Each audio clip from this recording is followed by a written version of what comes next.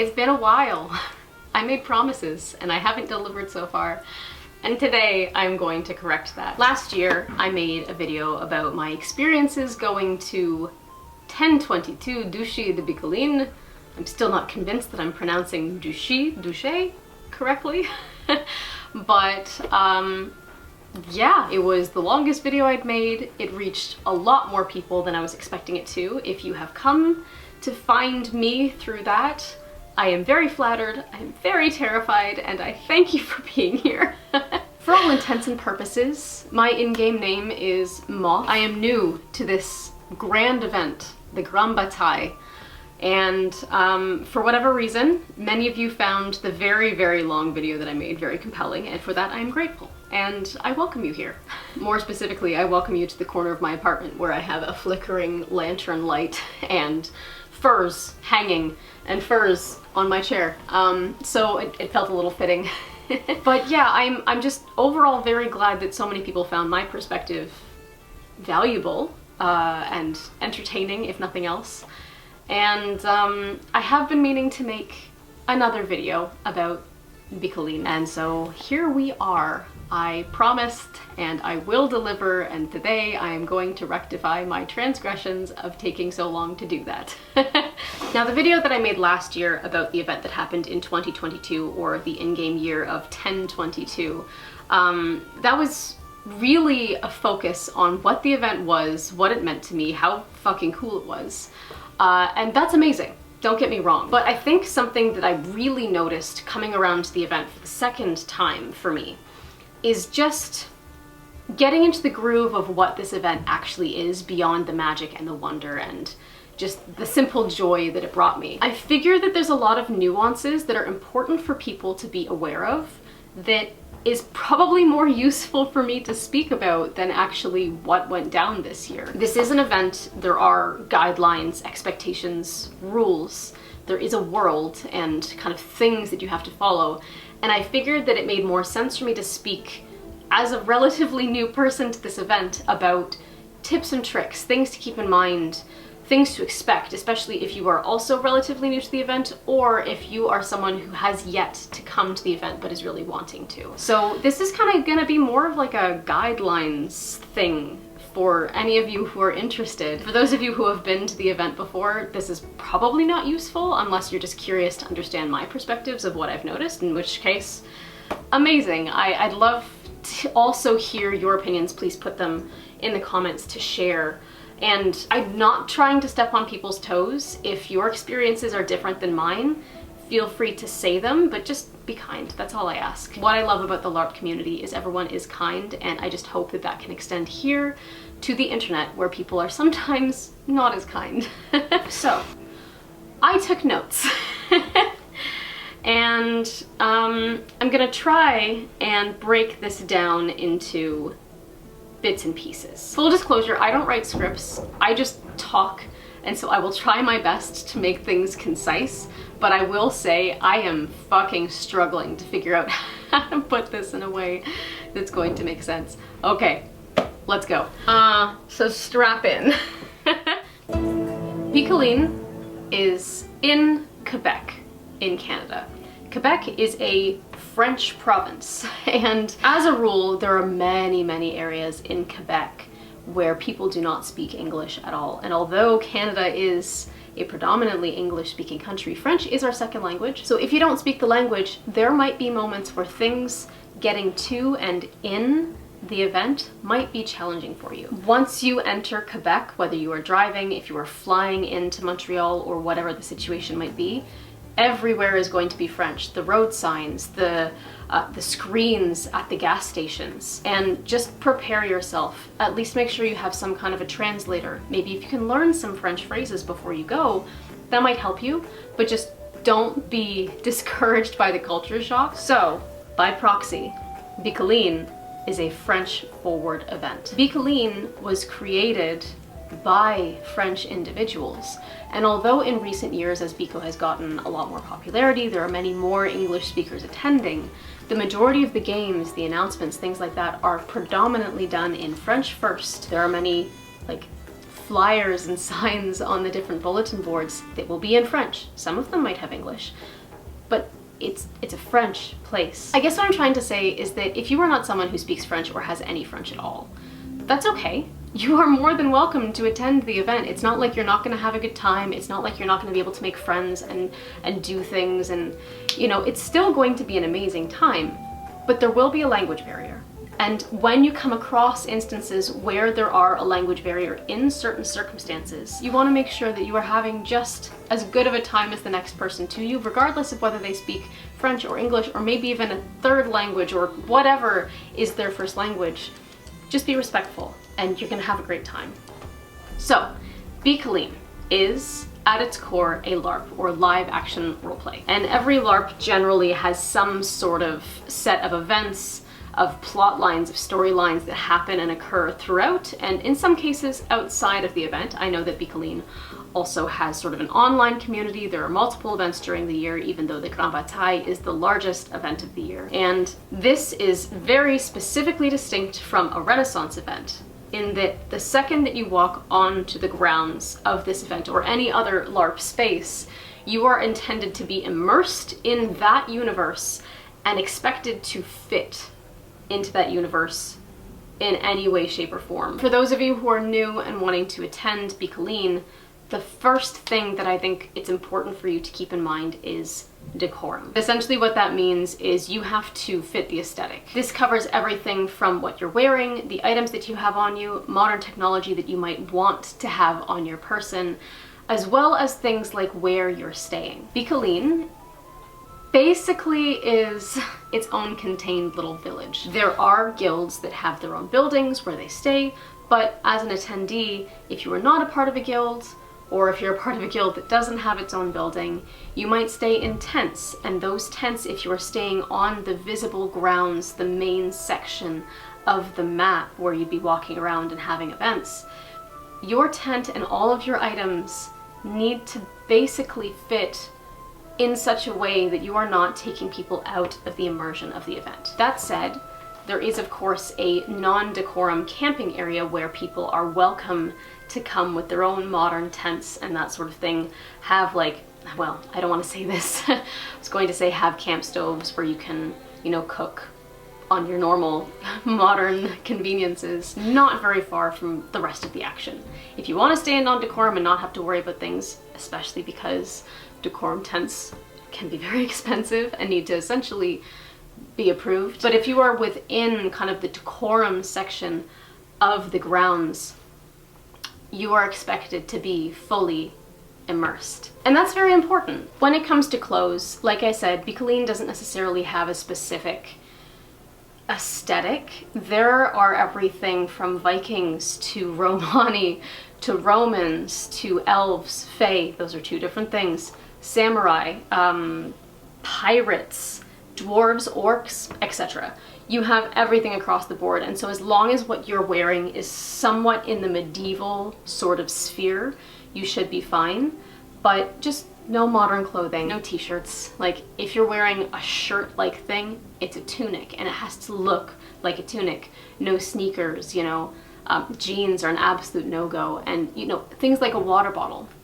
You can't just have a water bottle out, you might need to have like a drinking horn or a tankard, a wine skin. I'm gonna give you an example. So I stayed in decorum this year, which was wonderful, but we bought a multi-gallon jug, just a plastic jug to keep water in at our camp. And this thing is blue, it's ginormous, it does not look medieval at all.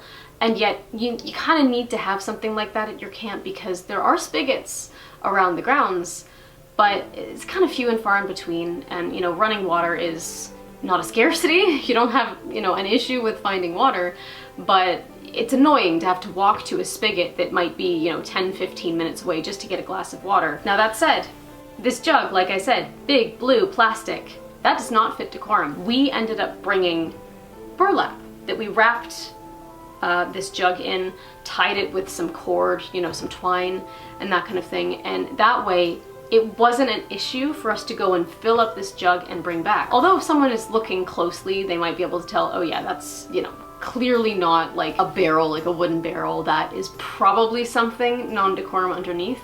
At least the outside was not obvious. And if someone is just doing a scan of their environment, isn't gonna see this thing and go, oh, well, I'm right back into the modern world, you know? Also, yes, I wouldn't even say that I would encourage this, but there are people that do make apparatuses to hide a phone in order to be able to take video or photos easily around. People, of course, use their phones, but it's meant to be just a quick thing, or you're hiding it, or, you know, you're not making it obvious to the people around you that you have modern technology. I remember seeing my first year someone who was portraying some sort of fey individual with a staff, and they had affixed their phone into the end of the staff so that they could easily take photos and videos. If you are tempted to do something like that, just make sure that you are being very careful. For example, this book with my notes. It looks like a book, but it is actually a case for chargers. Ultimately, when you're planning your trip to Bicolline, keep decorum in mind and you should be fine. Now, speaking of not having access to modern conveniences, Bicolline is in its own kind of secluded area. They have this whole medieval town that has been built, and all of these buildings are absolutely gorgeous, but of course there are no street lights. There are lanterns around that people have set up in their own guild houses. There are, in some places, lights, like around the taverns and the kind of stage areas. But for the most part, it does get quite dark.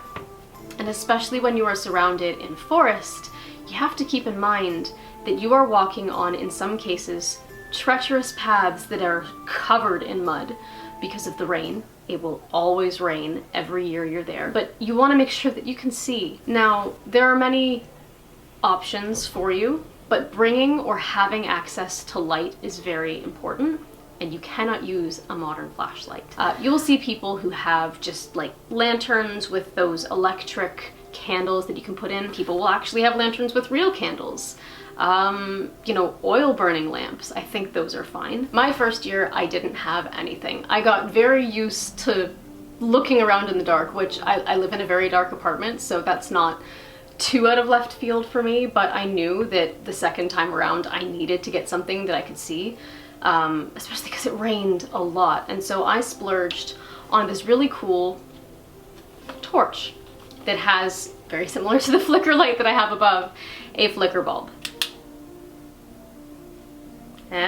Now, these are being sold my first year, and it seems to be sold by a company called Geeks Faction. You can buy these both at the event, but also on Etsy. And I'm gonna link this below. This is really cool. It actually twists open, if I can get it open. And it's got a little power bank in here, which is awesome. It's beautifully painted. Not every one is the same. The painting job is hand done, to my understanding.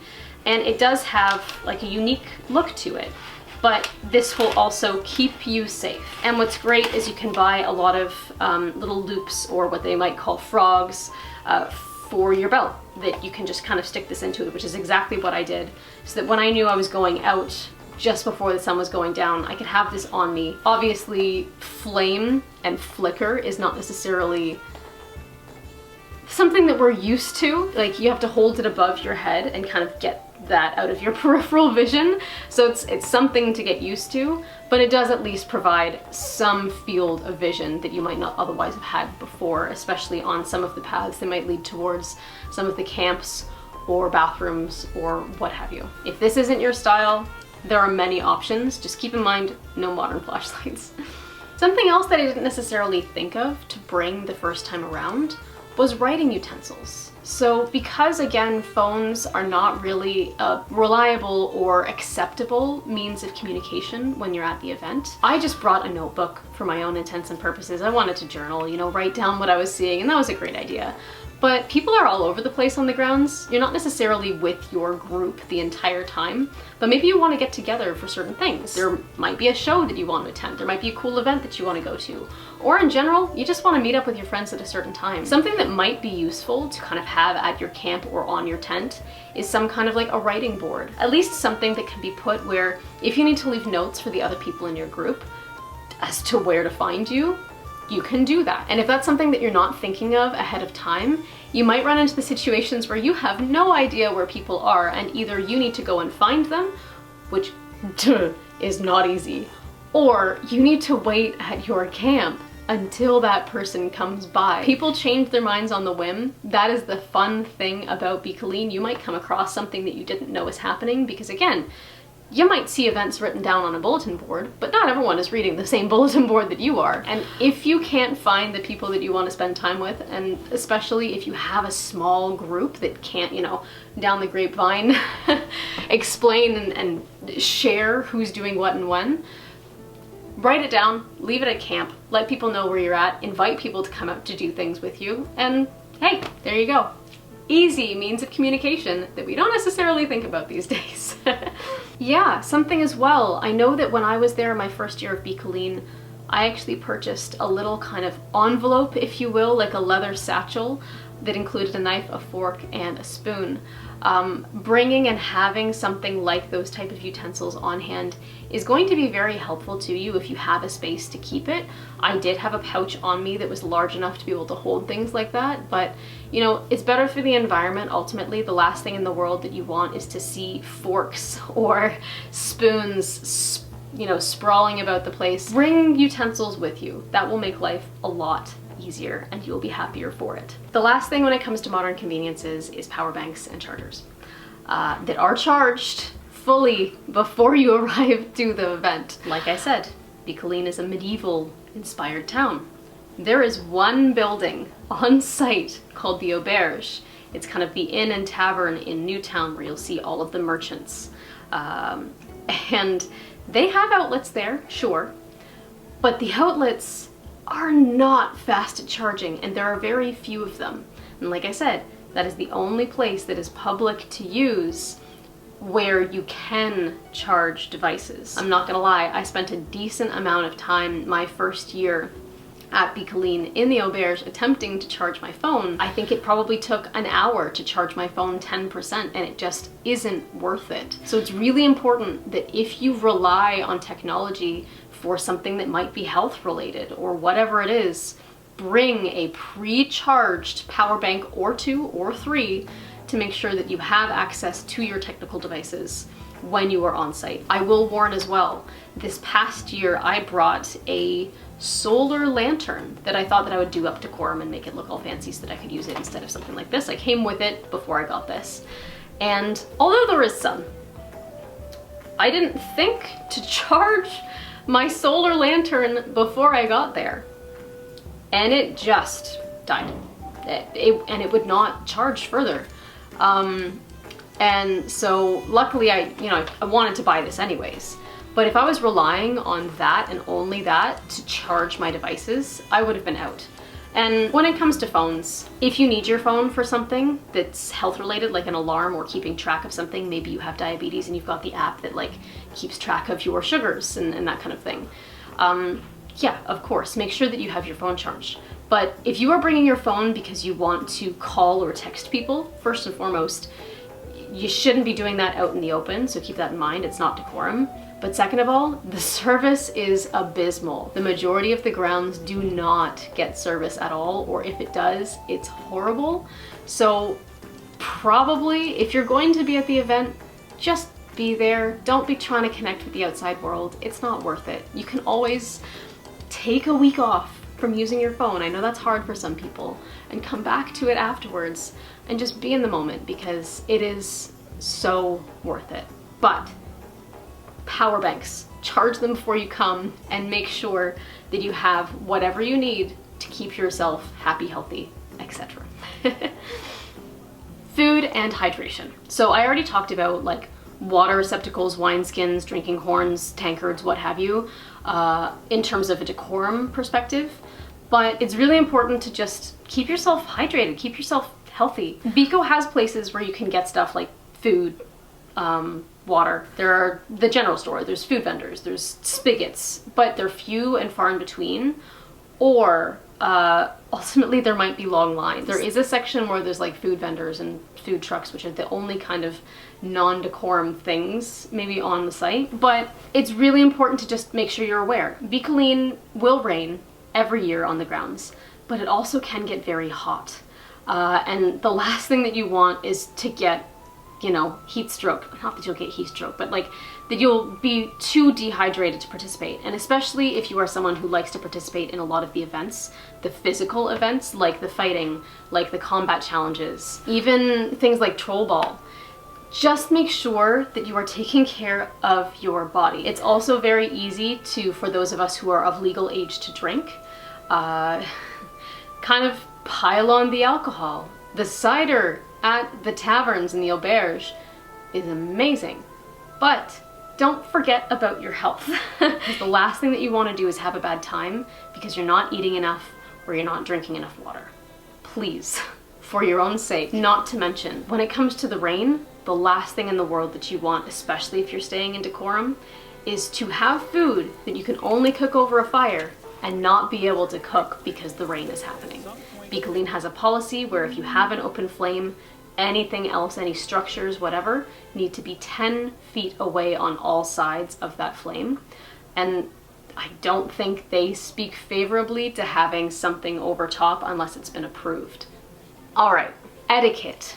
Bringing out the notes for this one. Now, something on more of the LARP side. Bicolline is a LARP, but there's a kind of running joke with my friends where Bicolline is only a LARP in terms of the story for probably about 100 attendees, and everyone else is an NPC. That said, every individual person who attends Bicolline and any LARP will have their own level of immersion. Some people will be completely in character the entire time. Other people are basically themselves. They might give themselves an in-character name, they might even not, and they're just there to have, you know, a fun vacation. But for those that do get super into the game, you might come across those individuals who might seem standoffish, who might be trying to roleplay with you when you're not expecting it. And I think it's very important that although everyone is, you know, trying to just have an amazing time, not everyone is necessarily there to make friends. And that might come across weird, but if someone comes across standoffish in a certain way, it could be because that they're in character, and it could be that maybe you don't even realize the way you present is a potential enemy to them, their character, their guild, what have you. I know in my previous video I mentioned an instance where some guys made a comment to me, and it turned out that because I was wearing elf ears and they were with a guild that technically goes after fae and elves and like kills them in game or has a massive problem with them, I was bewildered and I was just like, oh, that was strange. But it's because they were in character. And so you might come across that, you might not. But if someone is not, you know, giving back what you're trying to dish out to them, don't take it personally. That's just the way that they want to play the game and engage in that week that they are attending. Everyone has their own version of immersion, and that's perfectly fine. Just enjoy yourself. Again, be kind, be respectful, be understanding, and you're not gonna have any issues. Now, I really hope that this one doesn't have to be said, but tip your bar and wait staff. There are, of course, staff employees who work at Bicolline, whether it's at food trucks, the auberge, even the people who are helping to run the event. Yes, I'm sure these people are there because they want to, but at the end of the day, they work very long and in some cases very unforgiving hours. I am someone who always tips my waitstaff. I know also in some cases it's a cultural thing to not or to absolutely, but please give back to the people who are helping make this amazing thing run, especially if they are in a role where that is appropriate. They will appreciate it, and it will just make their lives better. Another thing, maybe this shouldn't need to be said, but be a team player. Now, regardless of where it is that you're staying, whether you're staying in non-decorum or if you're staying in decorum, it's really important to look after your space. Living in decorum this year was especially important because, you know, I am of legal drinking age, as are the rest of the people in the group that I was going with.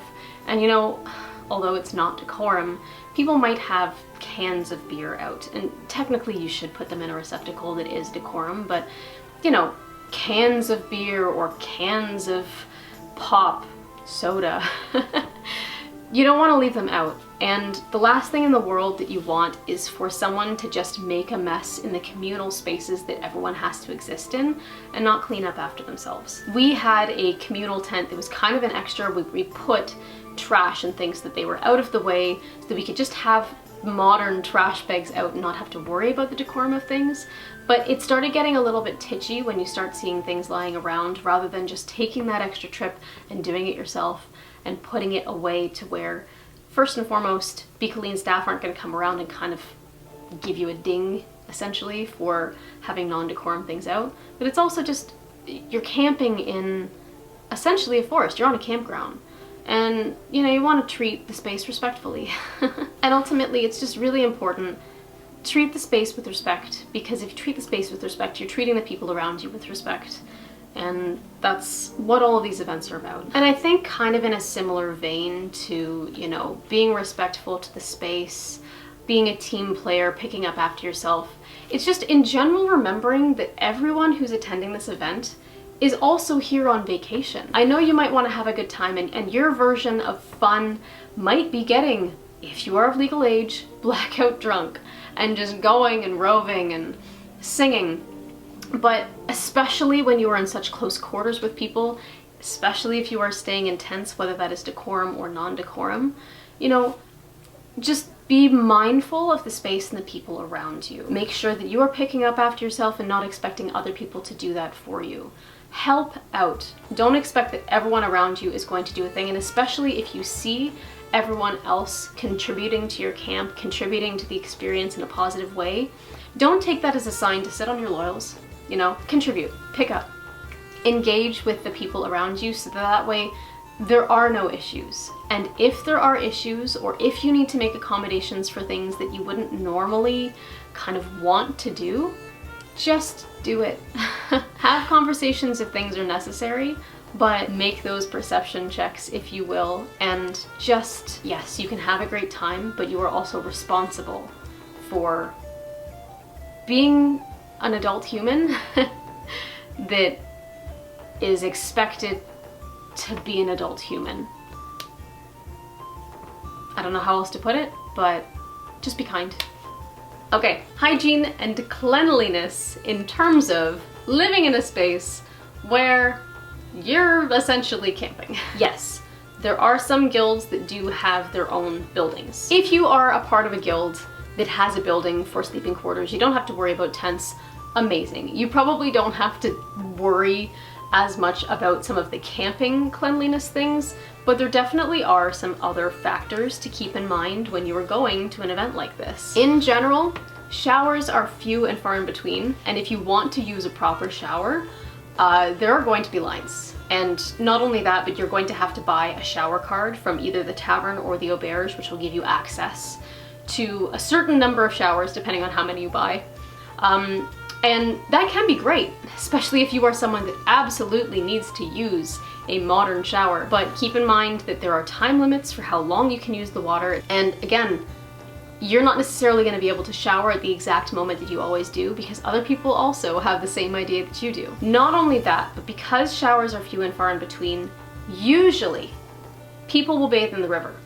But in 2023, there was a ban on river bathing in order to maintain the environmental space. There were issues with the river being degraded. And not only that, if we are allowed to bathe in the river this year, it's incredibly, incredibly important that you do your research and only bring biodegradable products to be able to use in the river. They will not allow you to use just your, I don't know, tresemme or whatever it is in the river. It has to be something that can be easily broken down naturally by the river itself. And for some people, that is not financially possible. To be honest, I don't know how expensive those kind of products are, but you need to just be aware of these kind of things. So bathing can be a titchy spot, and with the number of people that come to Bicolline, if you are only relying on using the showers, either you might have to choose to wait in that line to just go at a moment's notice to get your shower in, kind of be strategic about maybe when events are happening, it might be a good idea to use an alternative option, which could be bringing something like a solar shower. That is an option to you. You just gotta, you know, obviously find a way to be able to use that solar shower in your decorum spaces if you are in decorum where you're not going to get flack for doing so. Again, cover the solar shower, do what you must. When it comes to bathrooms as well, the majority of the bathrooms are going to be porta potty situations. There is, I know, one kind of built bathroom area, and again, you need a shower card to get in there because that's also where showers are. As soon as you scan the door to go in, that counts as a bathroom use. So you can use a nice bathroom that will be cleaned, but for the most part, you are using porta potties. And what do you think of when you think of porta potties and tons of people, especially at events like concerts and things? You think of lack of toilet paper. That absolutely happens. And there are definitely some bathrooms that don't get cleaned as often as they do, and you might have to hold your breath. That whole general experience is very off-putting for many people. And, you know, especially if you don't have access to toilet paper, especially if the soap has run out, it might be a good idea for you to invest in some kind of toilet paper, wipes, sanitizer, have those things on you so that at least once you've been able to make your way into a bathroom after a potentially long line, you are not feeling a little bit disgusted after the experience and then have to find an alternative way of cleaning yourself. So, fair warning, bathrooms are not a perfect situation. You are camping, and yeah, the last thing in the world that you want to feel like when it's already muddy and damp and potentially gross is to not have a way to wash your hands. Now, many people who are going to be camping are going to be cooking over a fire. I mentioned the scarcity of water before in terms of drinking water. Now, all of the spigots are drinking water safe, which is great. And they are also great places to get water in order to clean any dishes that you might be cooking with, especially if you are cooking over a fire. Arguably, if you are washing dishes, you still could get the water from the river. But, you know, it can be difficult to get enough water, especially if you're moving back and forth, to rinse things like pots, pans, plates. And so I would suggest something that's a little bit more natural, that is not gonna injure you if you eat it when you're cleaning things. Bring vinegar. Vinegar is a fantastic way of getting your dishes clean, and if you ingest it, it's not going to make you sick. The last thing in the world that you want is to eat something that's going to make you sick when, yes, although there are some, you know, staff on site that can help with health issues, maybe do away with dish soap if that's something that you're comfortable with, and instead try and think about using alternative things like vinegar that will still get your stuff clean, especially if you're using like cast iron and stuff like that, or just on your plates. That's not for everyone, but it is an option, and I just want to put that out there for those of you who might not be aware of it. I talk about decorum clothing. Luckily, if you come to the space and you don't have the clothes that you need, or if you come to the space and you find that you are under-equipped in terms of the weather, maybe you brought outfits that are strictly for hot weather because it is the summer when the event happens, but you didn't realize that it does get cold. It either gets cold because it's raining or it gets cold at night. There are many vendors that will sell clothing of various styles, and so that's not something that you have to worry about. You can also get cloaks, for example, which are very period in order to keep yourself warm. But not only that, they have wool cloaks, they also have rain cloaks, if you will, that are essentially a rain material, which will keep the rain off of you, which is great. Something to keep in mind though, most of the wares that you will find are either of extremely high quality by very reputable companies, and I would say that all of them are reputable companies, or they might be handmade. And I say this because the wares aren't necessarily going to be cheap.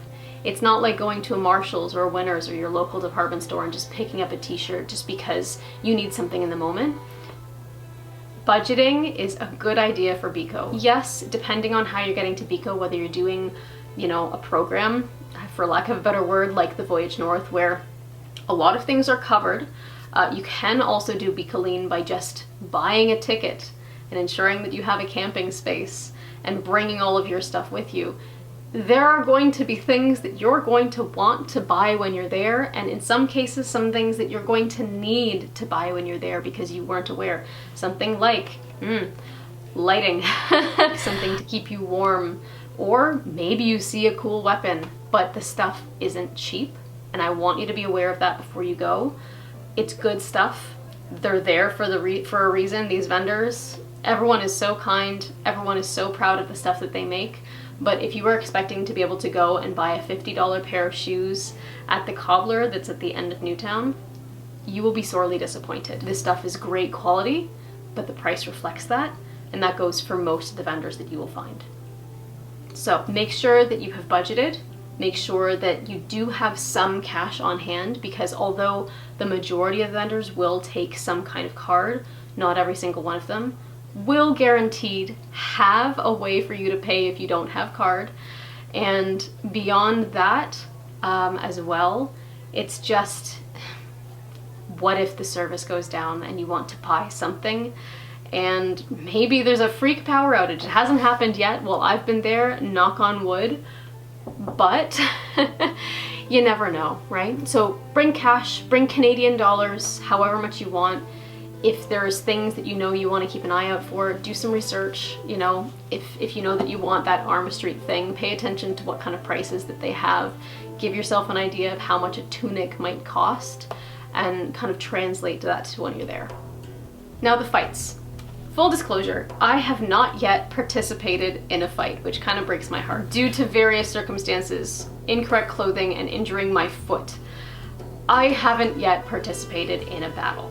But for those of you who do want to participate in a battle, you need to get your weapons homologated. If you are planning on using one of your LARP weapons, whether it is a polearm, whether it is a bow, a dagger, a sword, if you plan to use it in any of the skirmishes or the fights, you need to go to the homologation tent, which is right across from the auberge, or at least it has consistently been, and they need to inspect your weapon to make sure that A, it's not going to injure someone, B, it fits within the specs of that type of weapon, and C, they need to put a little thing around it that you cannot take off during the event, otherwise you will need to get it homologated again, and essentially be approved. If your weapons are not approved, you either need to buy a new one or sit that one out. If you wanted to use multiple different types of weapons but only one of them was approved, that's what you got. Just keep that in mind. All of the rules for the fights and the weaponry are on the Bicolline website. I'm not going to run through them here.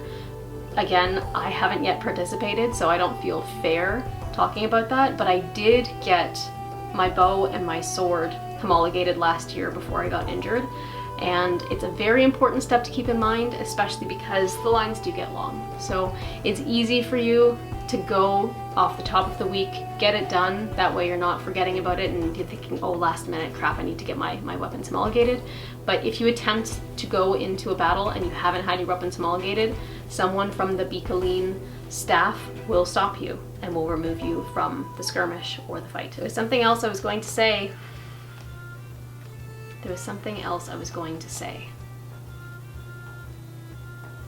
Ultimately, make your Bicolline how you want it to be. Like I said, my first year I was just absorbing everything. I didn't really participate in anything. I went to go see stuff. There was a lot of really cool events. There's lots of things to watch, even if you don't want to participate yourself. You can get involved, but if you want to just hang out at your camp, if you want to just chat with people, sit at the tavern, enjoy a drink, make some friends, that's up to you. Be the NPC that you want to be.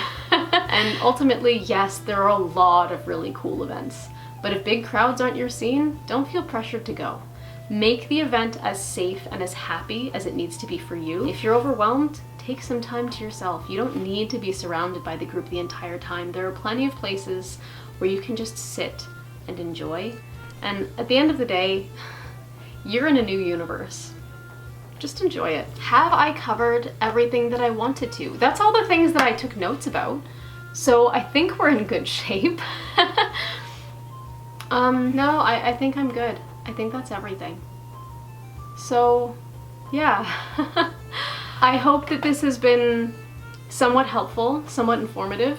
And I hope that if you haven't had a chance yet to come to Bicolline, that you have an amazing time. For those of you who already attend, you already know how amazing this event is. And, you know, the space is very positive. And all I'm trying to do here is to make sure that it maintains being a positive space. A happy time for everyone. Because like I said, everyone's there to go on vacation. Everyone's there to have a good time. Even if you're not there for the full 7 days, like I have been doing myself, you can just go for 3. You can just go for the actual day of the Grand Bataille, which is on the Saturday at the end of the event. You are more than welcome to do that. But, you know, it's just a really magical place in my perspective. And, you know, you make some really cool friends. I now have an amazing new group of friends that I hold so dear to my heart. You might find that you have a guild that you want to join that you get in really close with, and they might invite you to do so. You can't force your way into guilds, but make friends. And when you make these friends, they will last lifetimes. They might be from around the world. They might open up completely new experiences that you never would have thought of before. And that's what this is all about, which is really cool. Just be kind, be respectful, be aware of what's going on, and help the people around you. And it's going to be amazing. So again, if you see me there and if you feel like saying hi, I'll probably be very awkward about it because, you know, but Moth, hi. You'll probably find me in the Viking areas. Dressed like this, maybe, dressed like something else, possibly, but I just hope that you have a wonderful time. And if you're not coming this year, hopefully you get a chance to sometime in the future. For now though, I have to figure out how the heck I'm gonna edit this. Start thinking about preparing for this year, and yeah. It's gonna be a good time. Alright my friends, thank you for joining me in my medieval corner. And yes, I'm aware that this is blank. Don't come at me for it. I have been planning to paint something on it for a long time and I just haven't figured out what that's going to be yet. But thank you for joining me, and I hope that I will see you all again soon. Have a wonderful Bico. Have fun planning. Figure out what you're going to be, what you're going to wear, whatever. Just enjoy yourselves, and I guess we'll see you in the summer. I'll hopefully see you before then, but you know what I mean. Anyway. Thanks guys. Bye!